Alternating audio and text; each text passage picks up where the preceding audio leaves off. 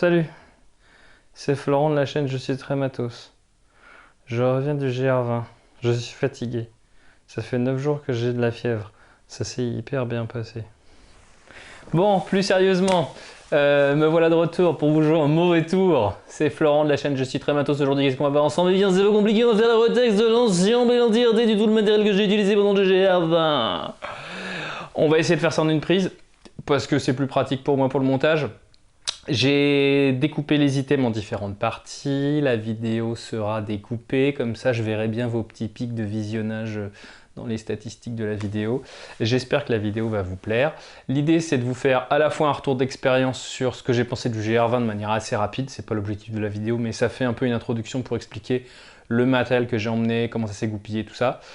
Quelles difficultés j'ai rencontrées ou pas, je me suis baladé. Et est-ce que le matériel a convenu? Est-ce qu'il y en a qui étaient vraiment nuls à chier? Pas du tout, tout était super. Qu'est-ce que je dois changer? Pif paf pouf. Le GR20. J'ai fait la partie sud, donc j'ai rejoint mes collègues à Visavone. C'était leur journée off.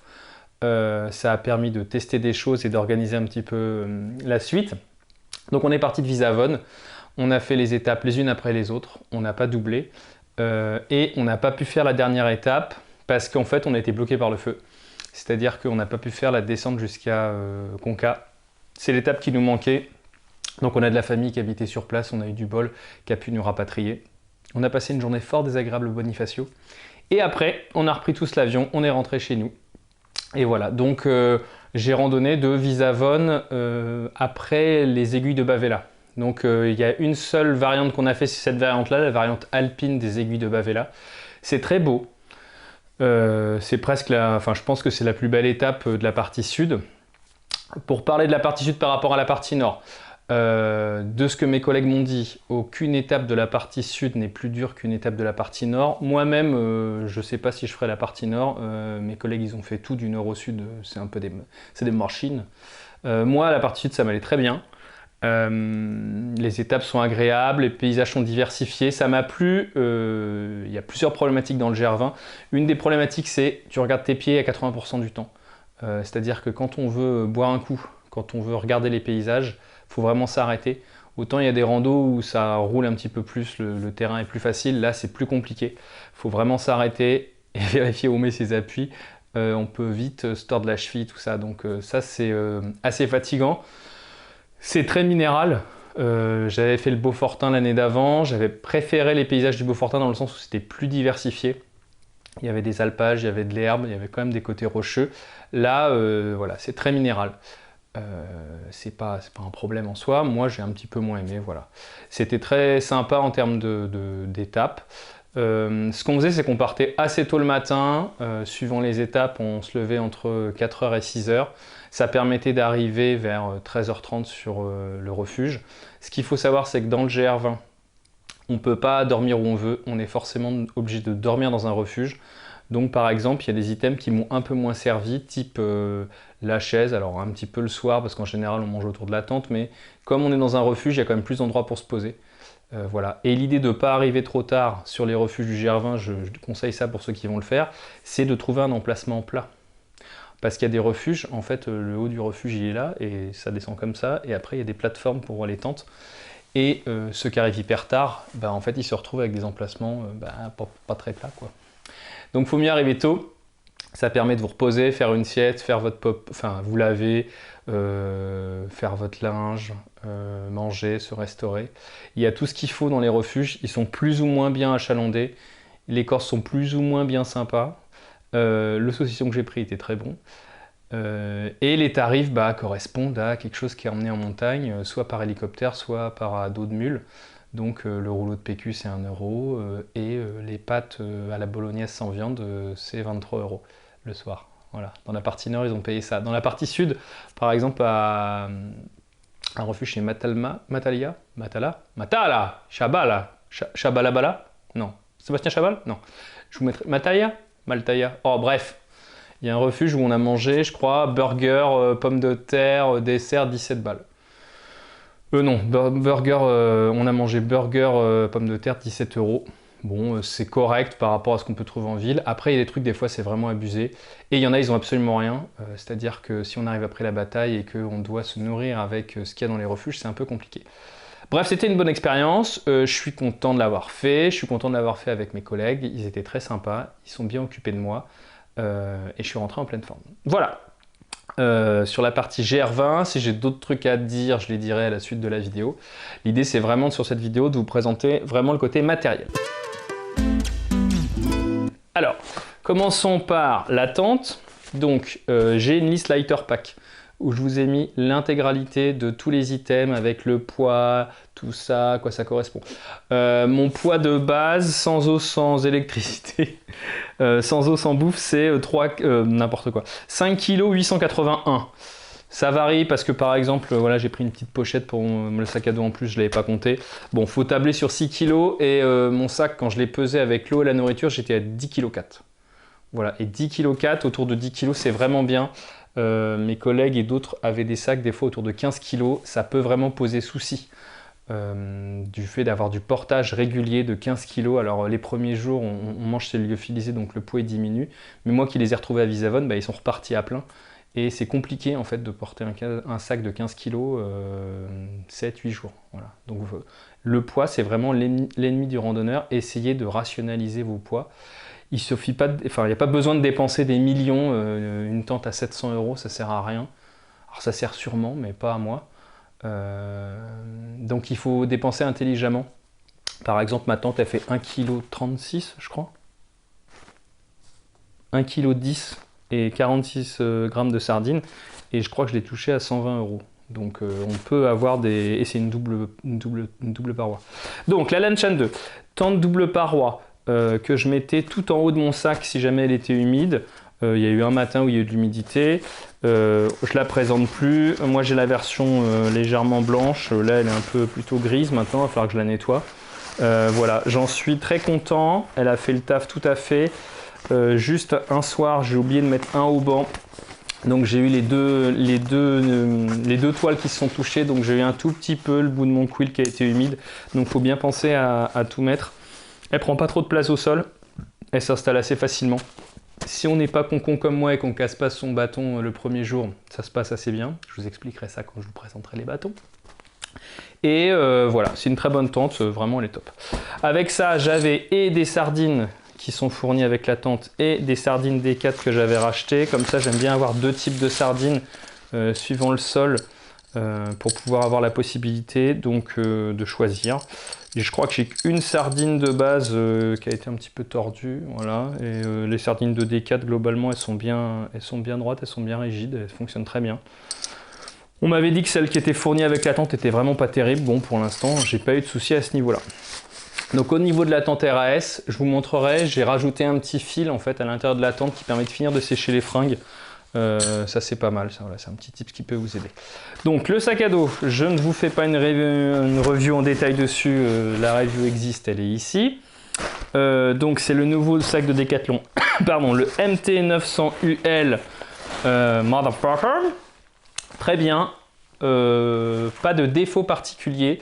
J'ai juste eu un petit peu mal ici au niveau des épaules. Je pense que c'était une histoire de réglage, de distance ici par rapport au sac. Ou voilà. J'ai mis un petit peu de temps à trouver le bon réglage. J'avais rajouté une petite pochette ici, très pratique, que j'avais acheté 3 francs 6 sous chez AliExpress, qui me permettait de mettre et mon appareil photo et ma balise, ici devant. J'avais mis la balise ici au départ. Le problème de la mettre ici, c'est que elle me gênait plus ou moins. Et par rapport à la rando qu'on a faite, il y a 2 étapes où j'ai activé la balise parce que ça valait le coup. Sinon, globalement, il n'y a plus besoin. Une petite pochette comme ça, c'est vraiment très pratique. Il y a des petites lanières derrière. Et en fait, ça se met derrière la bretelle et ça s'accroche assez facilement.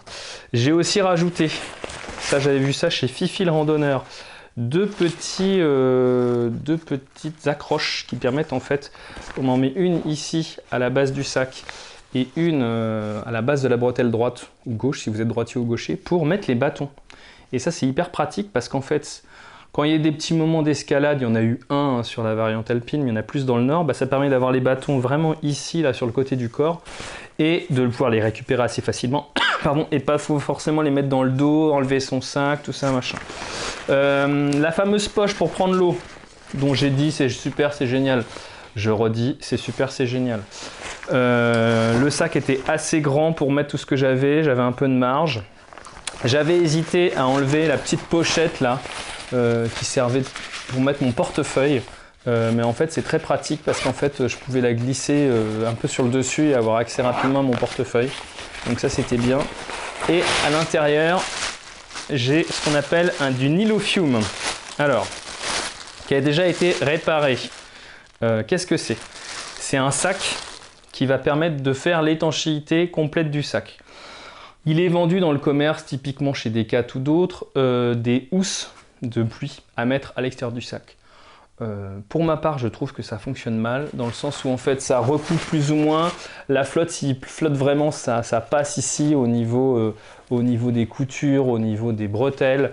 Bref, c'est pas idéal. Ça, c'est un sac en fait qui sert à la base pour quand il y a une fumigation dans une maison. Donc pour protéger les plantes, pour mettre sur le haut d'un aquarium. Donc c'est quelque chose qui est complètement étanche et c'est pas traité. Parce qu'en fait, on peut acheter des sacs poubelles qui font la même chose, parce que ça, je crois que c'est une dizaine d'euros quand même, un truc comme ça. Mais bon, c'est le genre de truc increvable. Vous voyez, c'est réparé, bon, 2 bouts de scotch américain dans les deux sens, et puis c'est réglé. Et en fait, plutôt que d'acheter un sac poubelle, si vous voulez pas acheter du Nilofium, vous allez chez Action et vous achetez ce qu'ils appellent des sacs à gravats. Donc c'est des sacs blancs, un petit peu transparents. Parce qu'en fait, le problème des sacs poubelles, c'est que c'est traité contre certains produits qu'on va mettre dans nos sacs poubelles justement. Donc c'est pas bon de mettre ces produits à soi après à l'intérieur, alors que les sacs à gravats et ça, il n'y a pas de traitement à l'intérieur. Donc ça voilà, on le glisse à l'intérieur de son sac à dos, hop, et après on met tout ce qu'on veut dedans et c'est étanche. Donc moi ce que je faisais, c'est que je mettais tout ce que j'avais besoin qui était à protéger, après je roulais et je mettais par-dessus après ma tente, voilà, qui était au-dessus et qui n'allait pas mouiller le reste. Donc le sac à dos, top, pas de problème particulier. La poche de devant là est vraiment énorme, elle avait permis de mettre beaucoup de choses et de varier un petit peu les rangements pour trouver les choses plus optimisées quand le sac commence à réduire. Petite pochette très pratique, vous voyez les petits scratchs derrière. Ah oui, ce que je prévois aussi pour l'appareil photo, truc tout bête, j'emmène un petit ziploc qui est en dessous, comme ça s'il flotte, parce que ça, une pochette comme ça, c'est pas étanche, vous mettez votre appareil photo dans le ziploc et après, il est complètement protégé. Mon matelas, alors, je le mets dans le bon sens, c'est un matelas de la marque Light Tour qu'on trouve sur AliExpress, qui est donné pour une Air Value de 5,8. Alors, j'explique pour ceux qui ne connaissent pas, la Air Value, c'est une valeur qui permet d'isoler en fait la personne par rapport au sol. En fait, on a souvent l'impression qu'on va avoir froid par le haut, mais en fait, on prend souvent froid par le bas. Et c'est pourquoi j'ai changé de matelas gonflable, parce qu'en fait, mon matelas précédent, qui était un Sea to Summit 3,3, un truc comme ça, en Air Value, et ben, je m'étais un peu caillé l'année dernière, donc je m'étais dit, allez, 5,8, c'est vraiment overkill par rapport aux températures, mais comme ça, je serai tranquille. Je l'ai acheté à JR, de la chaîne La Tanière de JR. Donc c'est un matelas de star sur lequel j'ai dormi. Et j'ai très bien dormi. Petit tips marrant, c'est un matelas qui avait fait à la base pour dormir sur la neige. Donc il y a des petits crochets ici, c'est-à-dire que vous pouvez fixer carrément le matelas au sol. Voilà. Il a une valve derrière qui est assez pratique et à ouvrir pour refaire de l'appoint ou enlever de l'air si on veut. J'ai jamais perdu d'air pendant la nuit, jamais réveillé parce que j'étais à plat. Voilà, il fonctionne très bien et il se dégonfle assez facilement. Vous voyez, crac, la valve elle est derrière, c'est assez simple à utiliser. Il est vraiment très bien et il n'est pas très cher. De mémoire, je crois qu'à une époque il était entre 60 et 80 euros et il pèse pas très lourd parce qu'il fait seulement 480 grammes. Donc 480 grammes pour 5,8 de Air Value, c'est vraiment pas mal du tout. Ma petite pépite, mon petit plaisir, mon quilt. Alors, je ferai une review pour ceux que ça intéresse et ceux que ça intéresse pas, je le ferai quand même, détaillée de ça parce qu'il y en a plein qui savent pas ce que c'est un quilt. Et il y en a aussi qui ne connaissent pas forcément cette marque. On entend beaucoup parler de Enlightened Equipment parce que c'est une bonne marque et qu'ils ont fait pas mal de com aussi à ce niveau-là. Moi, c'est un quilt de chez Montrail. Alors, qu'est-ce que c'est un quilt? En fait, c'est quelque chose qui va être ouvert dans le dos. Donc là, en fait, voilà, on se glisse à l'intérieur. Il y a ce qu'on appelle une footbox. C'est là où on va mettre les pieds. Donc, quand il fait vraiment froid, on ferme la footbox. Et vous voyez ici, il y a des élastiques. Et en fait, les élastiques se mettent derrière le matelas gonflable. Et en fait, votre quilt, il est tenu derrière et ça vous fait comme une couette, en fait. Et quand il fait chaud, comme c'était dans le cas dans le GR20, vous enlevez tout. Vous enlevez la fermeture, vous ouvrez la footbox et vous vous retrouvez en fait avec une couette. Donc ça, c'est très pratique. C'est le côté versatile du produit. Voilà. Là, vous enlevez même les élastiques si ça vous gêne. Et hop, vous avez une couette. Donc c'est en plume. 850 QI, je crois, de mémoire. Je vérifierai, je vous mettrai les références. Voilà, c'est un 0 degré, donc qui peut le plus peut le moins. En montagne, la température elle peut descendre assez vite. Là, il n'a pas encore tout son gonflant, hein. Je l'ai sorti de sa housse il n'y a pas longtemps. Là. Voilà, c'est vraiment un produit qui est agréable. Quelquefois, le contact sur la peau comme ça peut être un peu désagréable. Moi, ça ne me gêne pas. Ce que je fais, je vous l'expliquerai après, c'est qu'en fait, mon drap de soie, donc j'ai un drap de soie, soit je me glisse dedans et comme ça, il n'y a pas ce côté de la peau directement sur le matelas ou sur le quilt. Ou alors, on peut carrément, et c'est ce que j'ai fait parce qu'il faisait chaud, c'est en fait mettre le drap de soie autour du matelas, comme ça, en fait, ça fait comme un drap au-dessus du matelas et vous posez le quilt par-dessus. Donc voilà, au niveau des 4 éléments les plus lourds et les plus importants, on va dire, pour la randonnée, on est en dessous des 3 kg. Donc c'est vraiment bien à la fois en termes de tarifs, en termes de poids. On est à 2,961 kg pour les plus précis. Alors, il a fait chaud dans le GR20, on n'a pas pris une goutte d'eau. Donc il y a des items que j'ai absolument pas utilisés parce que j'en ai pas eu besoin, mais je repartirai avec. Parce que c'est des items de sécurité tout bêtement par rapport à la pluie, par rapport à la chaleur. Enfin, quand on est en montagne, le temps peut changer assez vite, donc on ne s'amuse pas à rigoler avec ça. Le pantalon de pluie, un magnifique pantalon de pluie qui ne ressemble à rien. C'est un Frog Tog. Alors Frog Tog, si vous voulez vous équiper à pas cher pour une veste de pluie, un pantalon de pluie, de mémoire c'est genre 25 balles ou 30 balles. C'est le genre de truc de pêcheur, chasseur, paysagiste.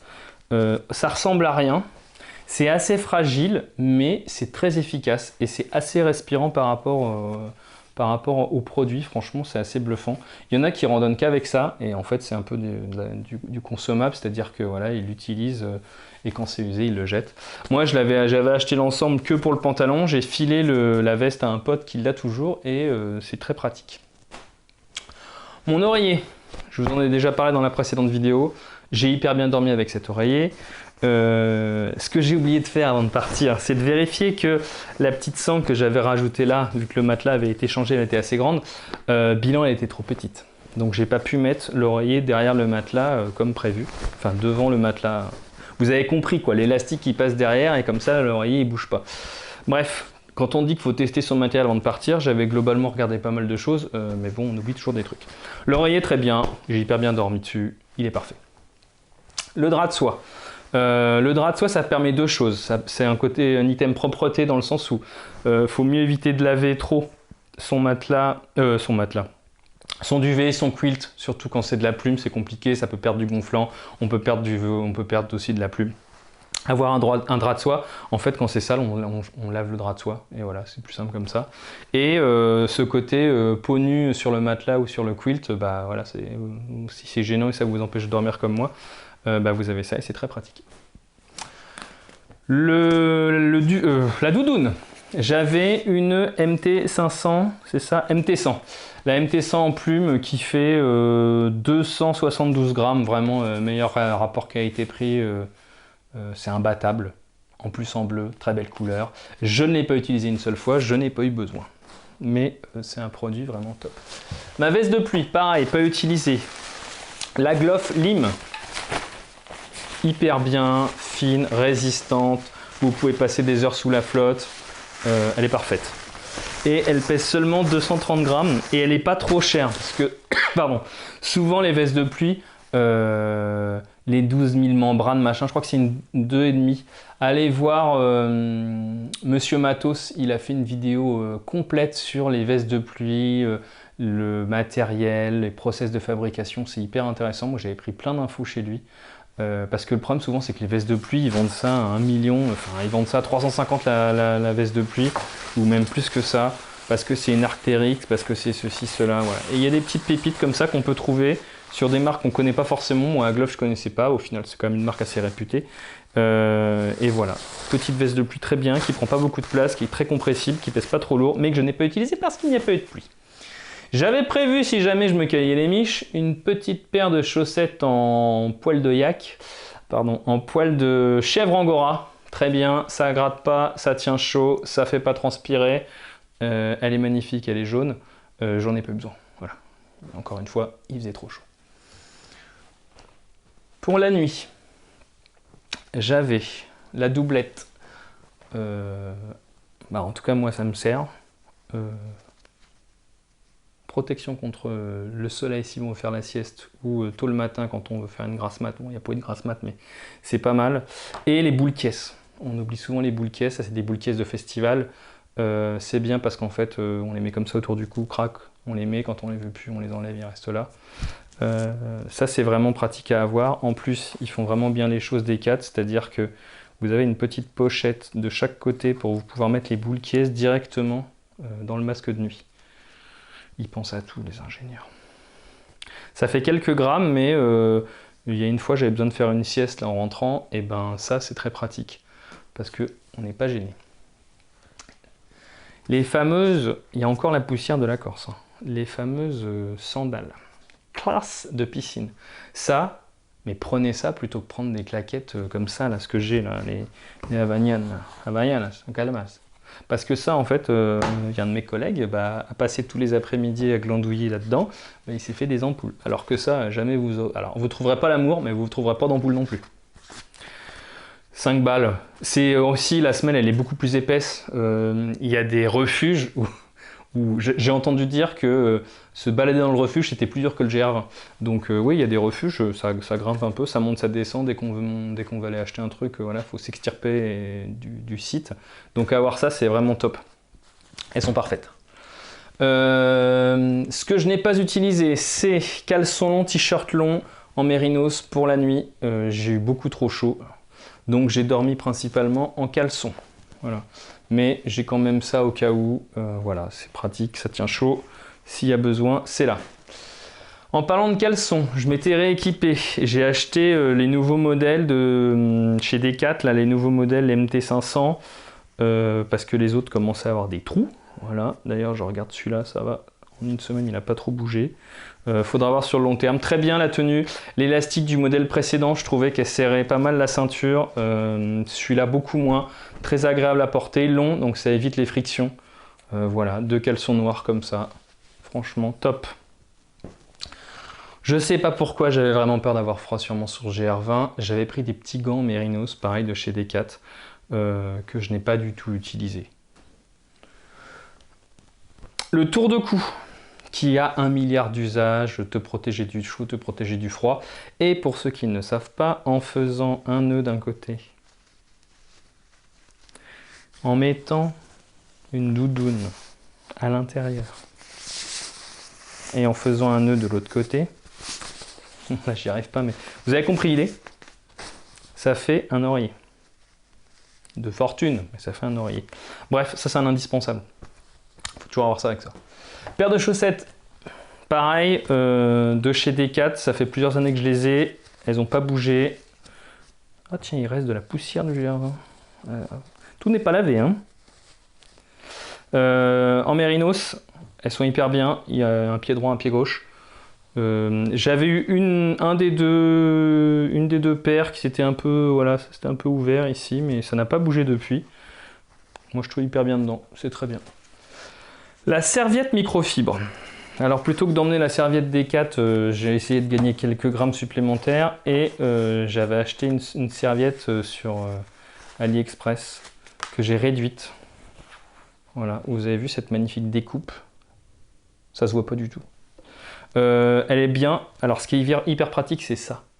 Ça permet d'attacher la serviette à l'extérieur de son sac pour qu'elle sèche et un peu partout.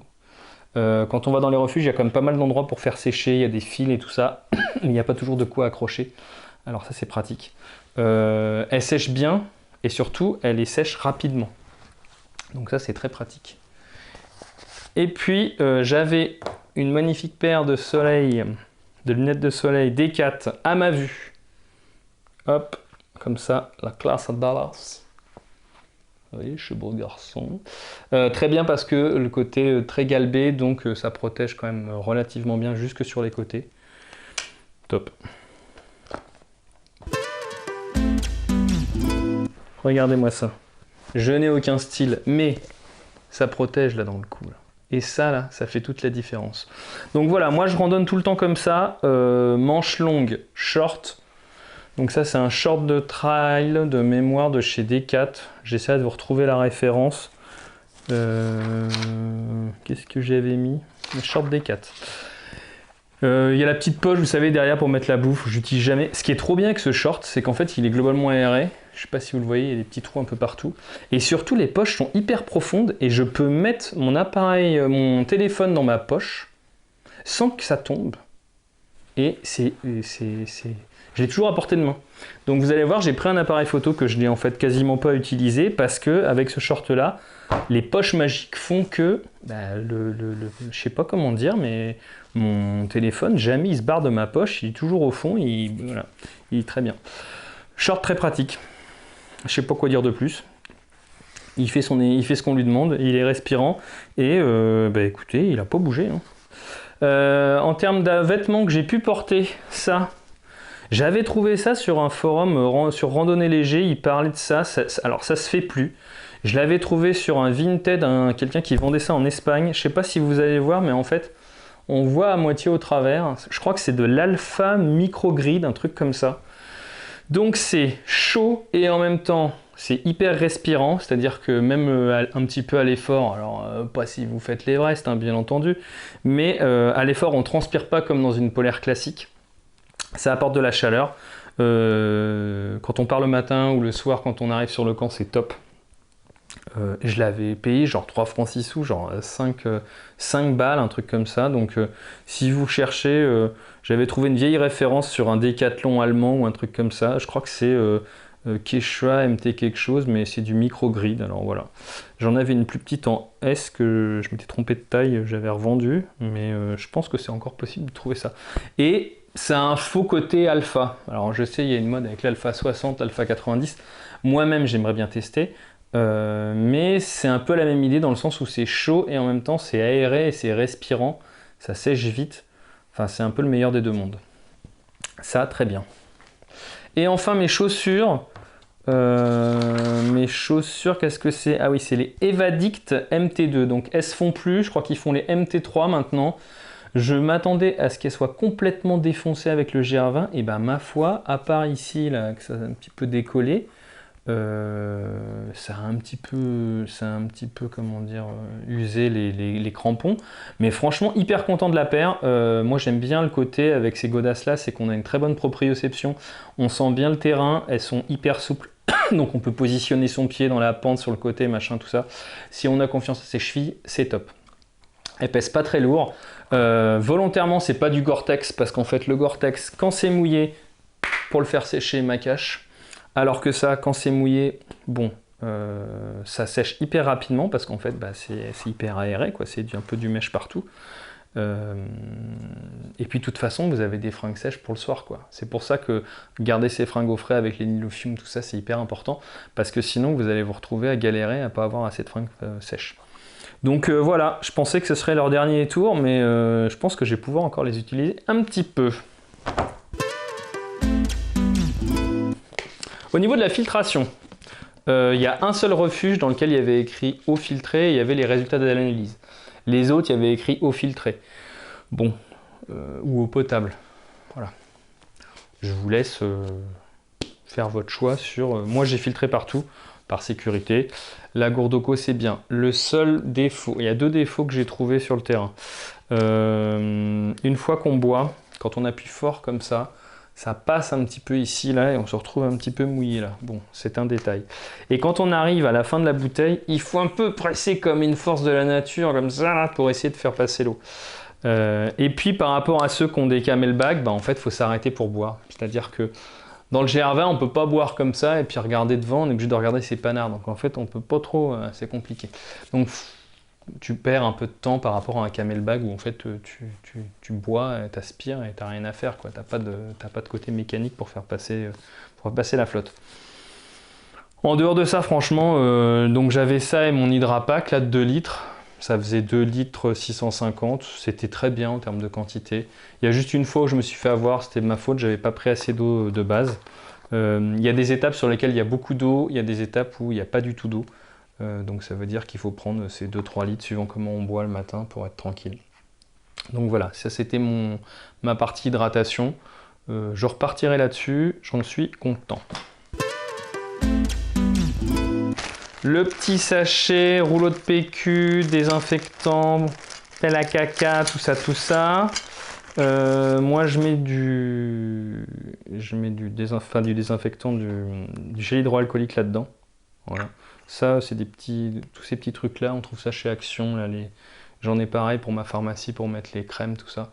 La petite pelle pour faire son petit trou. Et surtout, je ne l'ai pas mis là parce que je l'ai jeté, le petit sachet supplémentaire, parce que quand vous faites dans la nature, il y en a qui crament leur bout de PQ, moi je repars avec, je mets ça dans un sachet en plus, et je jette ça après avec le sachet, voilà. Donc ne jetez pas votre PQ n'importe comment, c'est dégueulasse. La pharmacie. J'avais une pharmacie assez fournie, je fais quelques allergies, donc j'avais de quoi me traiter pour le rhume des foins. Ce que j'avais pas assez anticipé, c'est, je sais pas pourquoi, j'avais fait le pingre au niveau du... J'avais un mix là, vous savez, Cytoxamite et Decat, ils font ça, c'est un truc qui fait la lessive, le corps, la vaisselle, tout ça, et j'en avais pas pris assez. Donc j'ai retrouvé un bout de savon voilà, qui m'a bien servi. J'ai pas utilisé beaucoup la pharmacie, elle a dépanné un petit peu quelques collègues à moi, j'ai dû prendre un ibuprofène ou deux. J'ai pas eu de douleur particulière, un petit peu au genou le dernier jour. Sinon j'ai pas eu besoin de grand chose. Ce qui est plutôt bon signe, de toute façon une pharmacie, l'idée c'est qu'elle soit là et qu'elle serve assez peu. Je pense que je pourrais baisser un peu son poids. Autant j'arrive à gérer la gestion du poids sur pas mal d'items, autant la pharmacie j'ai toujours un peu de mal, j'ai toujours l'impression qu'il va me manquer un truc. Voilà. Et non, ma brosse à dents était entière, vous voyez, elle n'était même pas coupée. J'avais un grand sac.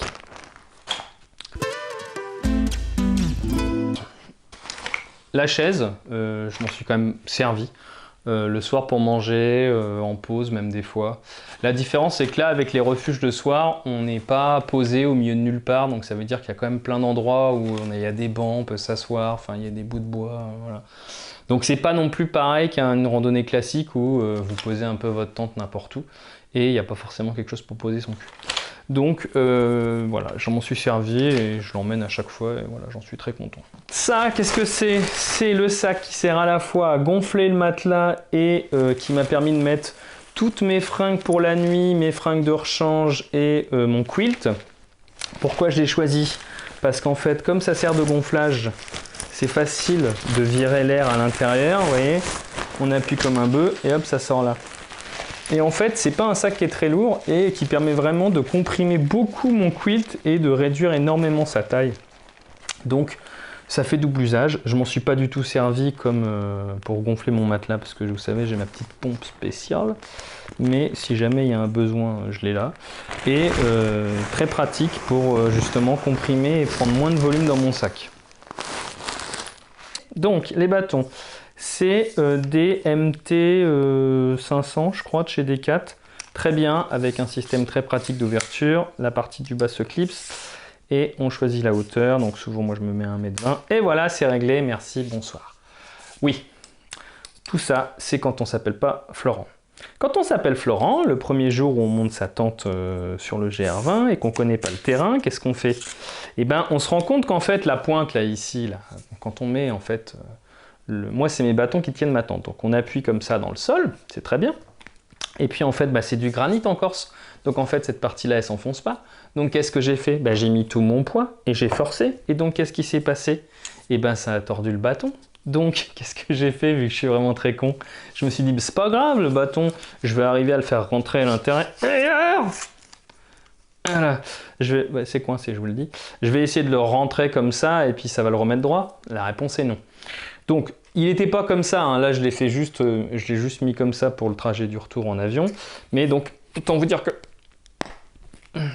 c'est le plastique ça. J'ai juste enlevé le plastique. C'est impossible à défaire. Donc en fait le bâton il est tordu à l'intérieur. Voilà, j'ai pété le bâton bêtement. Bon, coup de bol, ça se remet comme difficilement. C'est le même bâton où il est arrivé un truc chiant. Le petit truc en plastique là, vous voyez, il bouge. Je pense que ça s'est collé et avec la transpiration, ou comme c'était le bâton que je prenais peut-être tout le temps à droite, j'avais plus d'appui dessus. Voilà, ça a décollé la mousse. Donc j'ai essayé de la tenir avec du scotch pour le reste du trajet. Ça a tenu à peu près. Voilà, bon, c'est le dernier trajet qu'ils feront avec moi. L'autre bâton, nickel, la mousse n'a pas bougé. Et je pense que je peux l'enlever. Ouais, voilà. Donc oui, c'est ça, c'est la colle à l'intérieur qui s'est barrée. Voilà. Donc il est bon à changer. Voilà, au rebut. Lui par contre pas de souci. Et la colle n'a pas bougé, donc je pense que je vais le garder. Oui, je n'ai pas de dragon, je n'aime pas avoir de dragon. J'ai toujours l'impression que si je me casse la gueule avec mes bâtons, même si je sais qu'il y a une bonne façon de mettre la dragon, ça va me péter le poignet. Donc je préfère ne pas avoir de dragon et lâcher le bâton. J'arriverai bien à le retrouver, hein, globalement. Voilà, donc vous pouvez faire comme moi ou pas, vous n'êtes pas obligé. En tout cas, je ne mets pas de dragon. Voilà, sinon ils sont bien, ils sont résistants quand on n'appuie pas dessus, comme un bœuf comme moi. Et puis voilà, peut-être que je vais en prendre des plus légers à taille fixe. Je sais que je les mets tout le temps maintenant à 1m20. Et le fait que au final, moi j'utilise pas mal la moitié du bâton comme ça pour l'appui. Au final, je suis pas toujours en haut. Donc le fait d'avoir un manchon justement qui est suffisamment long, c'est pas mal. Et je voudrais peut-être tester en liège parce que j'ai l'impression que c'est plus agréable. Voilà comment j'ai fonctionné. Le midi, je mangeais principalement la triplette, un peu comme JR d'ailleurs. Les petits mix cacahuètes là qu'on achète chez Lidl, là, elles sont top. Avec du saucisson, du fromage. Donc comme j'étais un peu ouin-ouin, j'ai acheté du saucisson et de la mimolette avant de venir en Corse, en me disant « Ah bah oui, mais en Corse, il y a du saucisson corse et du fromage corse qui est plus meilleur. » Bah oui, t'es con. Donc j'ai amené ça pour rien. J'ai commencé, j'avais acheté des petits saucissons comme ça, là, vous savez, les petits saucissons en ficelle, là, à moitié. C'est bon, mais quand il y a du saucisson corse, j'ai mangé le saucisson corse et j'ai pas bouffé ça. Voilà, globalement, je m'en suis bien sorti en termes de bouffe. Et alors, la bonne nouvelle, c'est que j'ai été contacté par Lyophilisé & Co, qui m'ont proposé pour le GR20, en fait, un pack. Ils m'ont envoyé un pack de lyophilisé pour que je teste, mais je connaissais déjà les produits. Donc c'était un pack, je crois, 3 jours, et ça permettait quasiment d'avoir tous les lyophilisés du soir. Donc il y avait du reel, il y avait de l'adventure food, il y avait des choses pour le petit-déj, il y avait même, j'ai pas pris le temps de le tester, des boissons énergétiques, les encas, ainsi de suite, du bif comme ça à manger, enfin voilà, tout un tas de trucs. Donc en fait déjà j'ai été étonné qu'il y ait un échange entre moi et eux, dans le sens où je suis une toute petite chaîne donc je voyais pas ce que je pouvais leur apporter. Et ils m'ont dit que ma foi, ma chaîne les intéressait et que c'était pas uniquement un one shot de m'envoyer des lyophilisés pour en parler, mais que ça les intéressait de m'accompagner sur le long terme. Donc moi, pas de problème, d'accord, ok. Donc c'est cool, donc voilà, est-ce que ça va aboutir à des produits qu'ils vont m'envoyer pour tester? Je ne sais pas encore. Mais en tout cas, l'idée c'est que vous, si ça vous intéresse à la fois d'acheter des lyophilisés ou d'acheter tout un tas de produits, parce qu'ils vendent plein de choses, ils vendent à la fois des matelas, ils vendent des quilts, des tentes, tout un tas de matériel, des popotes, ainsi de suite. Avec le code Je suis très matos, vous pouvez avoir 10% sur l'ensemble de votre panier. Donc moi ça me sert dans le sens où si le partenariat continue, bah, ça met en avant le fait que voilà, le partenariat fonctionne avec vous, dans le sens où voilà, ça cible pour eux en fait que c'est via ma chaîne YouTube que vous achetez. Donc moi, ça m'aide derrière parce que ça me permet de pouvoir voir avec eux si ils veulent me mettre des choses à disposition pour du test. C'est plus facile dans le sens où si on a une communauté qui est acteur, on va dire, voilà, ça fait toujours une plus-value. Et puis pour vous, si vous consommez déjà chez Lyophilisé & Co, profitez-en, c'est toujours 10% de prix. Voilà. Je sais qu'il y a souvent des promotions, les 10% sont valables sur l'ensemble du site. Donc n'hésitez pas. Voilà, si vous avez besoin d'acheter quelque chose, si vous avez besoin de lyophilisé, de matériel, regardez, faites un petit tour, ils sont relativement bien achalandés. Pour ceux qui ne connaissent pas, c'est une entreprise en fait qui est basée à Lorient, donc c'est des Français qui travaillent à la base sur le volet skipper en fait. Ils accompagnent des skippers par exemple dans le Vendée Globe ou autre. Et les lyophilisés, c'est un peu ça le point de départ, c'est-à-dire que c'est pas de base pour les randonneurs, c'est plutôt pour les traversées au long cours. Donc voilà, donc c'est une entreprise française. Moi, je sais que mon frère a bossé à Lorient, il y connaissait, il trouvait que c'était voilà, un peu à taille humaine. Ils ont même une boutique de mémoire, on doit pouvoir acheter directement sur place. Voilà, donc n'hésitez pas à acheter un coup d'œil, si ça vous intéresse ou pas. Je n'ai pas vendu mon âme au diable, mais bon voilà, si ça peut vous intéresser, si ça peut permettre à la chaîne de tester des choses intéressantes, c'est gagnant-gagnant. Pour finir sur le volet alimentation, le soir, en gros, on fonctionnait avec des lyophilisés. Moi, ce que je trouve le principal problème du lyophilisé, c'est d'arriver à estimer la bonne quantité d'eau qu'il faut par rapport au sachet. Alors, il y a des marques, c'est assez clair, il y en a d'autres, c'est en grammes. Il y en a d'autres, c'est faut le mettre jusqu'à la ligne 5, et quand vous mettez à la ligne 4, il y a déjà trop d'eau. Des fois, c'est un petit peu, faut être magicien quoi, pour arriver à avoir un lyophilisé avec la bonne texture. Mais c'est pratique et surtout, ça pèse pas de poids et les plats sont bons quoi. Quand on les réalise bien, moi, le soir, on se régale quoi. Puis c'est quelque chose qui nourrit quoi. Ça réchauffe, ça apporte des calories. Le matin aussi, je trouve que les porridge, des fois, c'est pas terrible. C'est pas forcément les lyophilisés sucrés qui sont les plus réussis. Je trouve que les salés voilà, il y a plein de choses vraiment bien. Pour la nourriture, de toute façon, c'est quelque chose qui est assez personnel, donc il faut trouver un petit peu des choses qui nous plaisent. Moi, les deux petits trucs que j'ai trouvés qui sont vraiment sympas, c'est deux trucs chez Decat. Ils font des pâtes de fruits. Mais alors, mon Dieu, des pâtes de fruits, elles sont trop bonnes. Quand vous avez un petit coup de mou, là, j'avais ça dans ma petite poche, craque, la pâte de fruits. Oh là là, maman, c'est trop bon. Et des nougats, pareil, des petits nougats comme ça à taille unique, là. En plus, le système d'ouverture est très pratique. On l'ouvre, on peut manger une bouchée et le refermer. Ça en fout pas partout. Et ben ça, c'est hyper bon.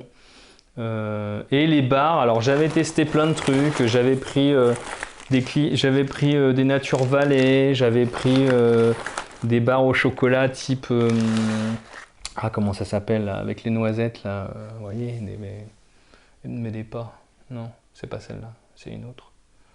Oh, je sais plus. Bref, noisette, celle que prend JR là.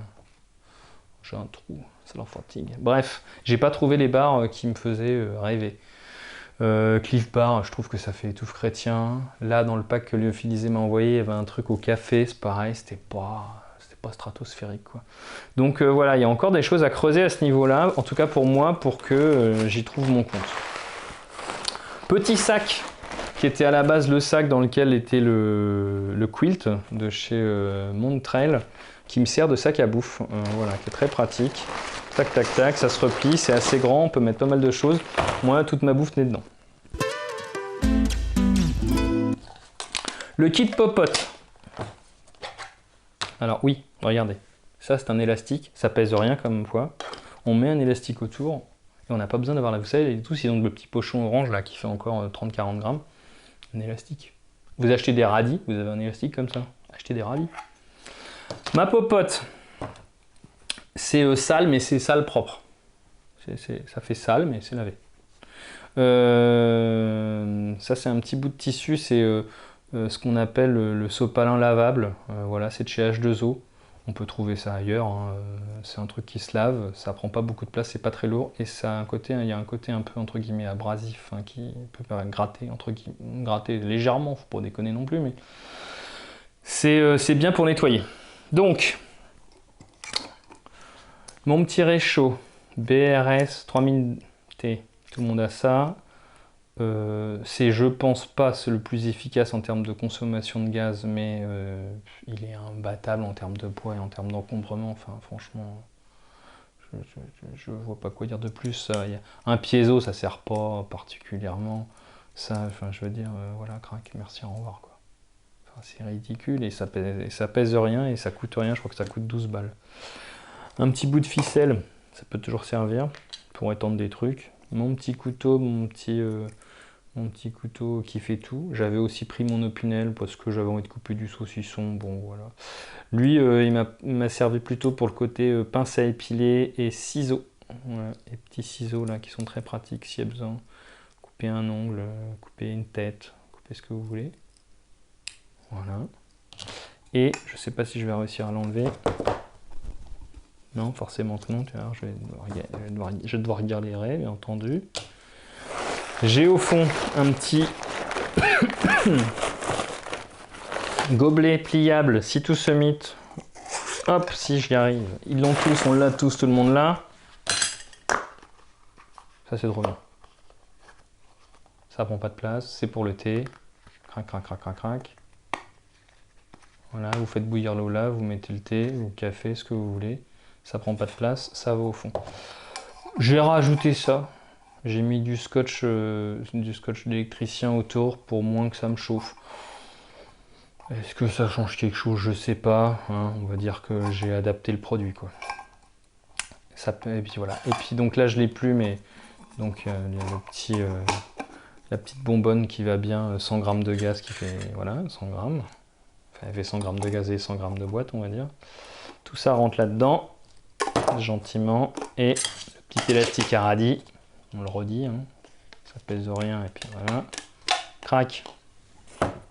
J'ai pas dit sur la partie bouffe. J'ai une cuillère en titane. Oui. Est-ce que c'est nécessaire? Non. Est-ce que je suis content de l'avoir? Probablement. Elle est assez agréable à manger. J'aime pas trop les couverts où on a l'impression que ça gratte un peu quand on mange.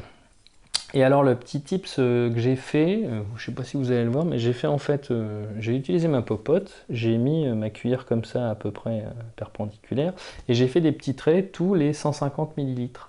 Comme ça, quand il y a des lyophilisés où c'est des quantités, des volumes, des trucs, des bidules, j'arrive à vue de nez à peu près voir combien de millilitres ça fait.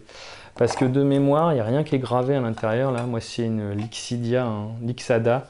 C'est pas la Tox. Je voulais pas forcément acheter une Tox, puis économiser quelques euros. Elle est un petit peu plus lourde. Elle est en titane aussi, hein, mais voilà. 550, je trouve que c'est une bonne quantité d'ailleurs. Bref, la cuillère en titane qui est grande, qui permet d'aller au fond, bouffer les lyophilisés sans en avoir plein les mains. Voilà, et le petit fait d'avoir gravé là, les millilitres, c'est pratique. La petite assiette, je vous en ai parlé. Alors pareil, je m'en suis un peu moins servi là, parce qu'en fait en refuge, bah, y a quand même de quoi se poser et des endroits où bouffer, donc voilà. Mais sinon, bon, je l'ai toujours avec moi pour découper des trucs, mettre des trucs, même ranger, je trouve que c'est pratique. On finit par l'électronique. Il a vécu, il en a vu. Le Spot Gen 3, c'est la balise qui marche avec des piles classiques et qui permet de prévenir les secours s'il y a un besoin. J'ai perdu ce bout là, je suis un peu dégoûté, il y avait une sécurité en plus, j'ai perdu. Je sais pas ce qui s'est passé. Là, si j'appuie sur ce bouton là, les secours ils arrivent. Je vais pas le faire. Ça permet d'envoyer un message pour dire je suis ok, de partager sa trace en temps réel, les gens ils suivent, ils savent où vous êtes, d'envoyer un message, un autre message, genre c'est la merde, mais je me débrouille. Là, vous pouvez appeler, demander de l'aide, ça envoie un message à quelqu'un. Et là, le SOS, c'est par contre, voilà, vous appelez les secours. Ça fonctionne quasiment partout dans le monde. C'est un abonnement à prendre qui coûte 13 € et quelques. Et comme il y a maintenant, il y a la Gen 4, il y a même la Gen 5, la balise, elle vaut rien. Je me demande si je ne l'ai pas acheté 40 balles, un truc comme ça, sur le bon coin. Ouais. Faut juste faire gaffe de ne pas avoir un truc qui est complètement bloqué. Et donc ça marche à pile, donc c'est un peu ça le problème, c'est-à-dire que j'étais parti avec un deuxième jeu de pile parce que je trouve qu'elle consommait un peu la dernière fois que je l'avais utilisé. Donc il faut quand même porter ça, vous avez ces petites piles comme ça derrière, voilà. Mais bon, ça permet quand même d'avoir une sécurité supplémentaire. Les passages un petit peu chauds, quand on fait un peu d'alpi, voilà, ou quand on est tout seul. Quand on est en groupe, il y a toujours solution, mais quand on est tout seul et qu'on se casse un truc loin de tout le monde. Là, le GR20, c'est assez fréquenté, c'est pour ça que je l'ai utilisé que sur 2 étapes, mais voilà. Avec un petit mousqueton, crac, il est dans la petite poche de devant, là, comme ça, la poche en plus. Très bien. L'appareil photo. J'ai un RX100 Mark III. C'est un capteur 1 pouce, donc ça permet vraiment de faire des choses sympas avec c'est un objectif Zeiss, donc c'est un objectif vraiment qualitatif. Je l'aime bien, c'est avec un écran qui permet qui est sur rotule, ça veut dire qu'on peut facilement prendre les photos comme ça à hauteur du nombril, plutôt que d'être toujours voilà, au niveau de l'œil. On peut avoir un petit œilleton en plus si on veut avoir voilà, une visée directement. J'en suis très content. Je pensais l'utiliser plus, mais là, avec le rythme de randonnée qu'on avait, je l'ai assez peu sorti, d'autant plus que mon téléphone étant facilement accessible et il fait quand même de bonnes photos. J'ai pas mal utilisé mon téléphone, assez peu lui. Lui, je peux l'utiliser au quotidien, voire même dans d'autres situations. Voilà, je le regrette pas. Le Mark III, c'est un peu le meilleur des... Voilà. C'est pas le meilleur, mais en rapport qualité-prix, il est vraiment bien parce qu'on peut trouver un tarif intéressant. Je crois qu'ils en sont au Mark 7, donc c'est vraiment beaucoup mieux, mais c'est vraiment beaucoup plus cher. On va finir par l'électronique. Qu'est-ce que j'avais? Ma pompe.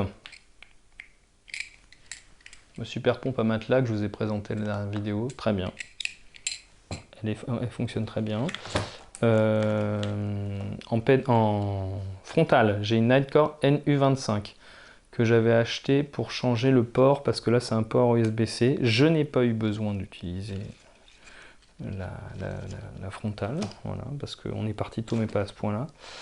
Le chargeur, c'est un chargeur Anker, le 323 qui fait 33 watts. Il y a des plus efficaces maintenant, je vous conseille des petits chargeurs comme ça avec 2 ports. Sur le GR20, il y a quand même du monde et c'était souvent la course à avoir une prise disponible. Et quand on a plusieurs trucs à charger en même temps, typiquement la batterie externe et le téléphone, bah avoir 2 ports, c'est bien. Je pense que maintenant, pour le même poids, vous pourriez avoir plus de voltage, plus d'ampérage même, donc vous pourriez charger plus rapidement aussi et avoir plus de puissance. Donc renseignez-vous, prenez pas forcément cette référence-là, mais là, quand je l'avais acheté à l'époque, c'était un bon produit. Mes différents câbles et adaptateurs, donc là il m'en manque un, mais en gros j'ai un câble USB-C, USB-C et un câble USB-C, USB-A. J'ai mon fameux lecteur MP3 qui m'a sauvé plusieurs montées, donc un iPod Nano 7, je crois que c'est ça. Top. Franchement, je regrette absolument pas de l'avoir pris, il pèse rien et ça m'a fait du bien quand j'en avais besoin. Petit adaptateur pour mon téléphone, pour pouvoir mettre le casque dessus au besoin, si jamais j'ai envie de regarder une série, un truc comme ça. Parce que les nouveaux téléphones n'ont pas de prise RCA. Bah oui, ce serait quand même malheureux de garder des ports qui servent à tout le monde. Tout un tas de petits patchs de réparation qui m'ont pas servi pour le matelas, la tente, les fringues, voilà. Ça, plus du scotch américain, j'en ai plus parce que je l'ai filé ou je l'ai utilisé pour réparer mon bâton, ou je l'ai filé à quelqu'un qui en avait besoin. Du scotch américain, toujours en avoir sur soi. Ce qu'on fait, c'est que on l'accroche ici. Là, moi, j'avais du scotch qui était tout autour de ce bâton-là. Et en fait, ça permet d'avoir du scotch toujours à disposition sans que ça pèse forcément beaucoup. Les piles de rechange pour la balise. Et mes 2 petits adaptateurs dont je vous ai parlé, l'adaptateur pour ma montre et l'adaptateur pour le lecteur MP3, ainsi que les batteries supplémentaires de mon appareil photo, sachant que j'ai pas utilisé la première. Et enfin, ma batterie externe, la bien connue Nitecore NB10000, je crois que c'est la version 3, très bien. Elle pèse rien, elle pèse 150 grammes ou 148 grammes. 10 000 mAh ça suffit parce qu'en fait quand on a comme des prises à disponibilité, voilà, c'est bien. 20 000 ça permet de voir venir, mais c'est beaucoup plus lourd. Il y a peut-être une version maintenant plus légère, ils ont même fait je crois une version 5000, voilà, mais quand on voit certains qui emmènent des paquebots épais comme ça avec chargeur solaire qui des fois fonctionne difficilement, ça c'est Je trouve que c'est vraiment bien. Dernière chose, la montre.